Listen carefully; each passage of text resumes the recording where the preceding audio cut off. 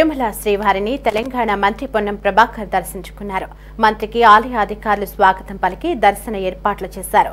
అనంతరం రంగనాయకుల మండపంలో వేద పండితులు వేద ఆశీర్వచనం చేసి పట్టువస్త్రంతో సత్కరించి స్వామివారి తీర్థ ప్రసాదాలను అందజేశారు. తెలంగాణలోని బీసీలకు 42% రిజర్వేషన్లు కల్పించే ప్రక్రియకు ఆ భగవంతుడు సహకరించాలని కోరుకున్నట్లు మంత్రి పొన్నం ప్రభాకర్ తెలిపారు. తెలంగాణ రాష్ట్ర ప్రభుత్వం దేశంలో రోల్ మోడల్గా మార్గదర్శకత్వంగా ఉండే విధంగా కుల సర్వే నిర్వహించింది.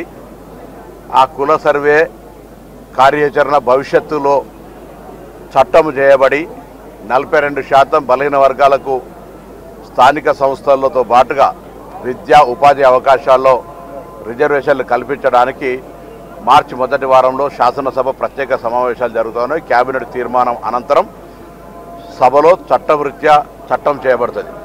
తదనంతరం ప్రధానమంత్రి గారు, కేబినెట్, మిగతా దేశంలోని అన్ని రాజకీయ పార్టీలు ఈ చట్టానికి సహకరించి తమిళనాడు మాదిరిగా 69% జనాభాకు అనుగుణంగా, ఎందుకంటే మేము సాంకేతికంగా లెక్కలు తీసినాం కాబట్టి దాని ఆధారితంగా రిజర్వేషన్లను పెంచమని అడుగుతా ఉన్నాం.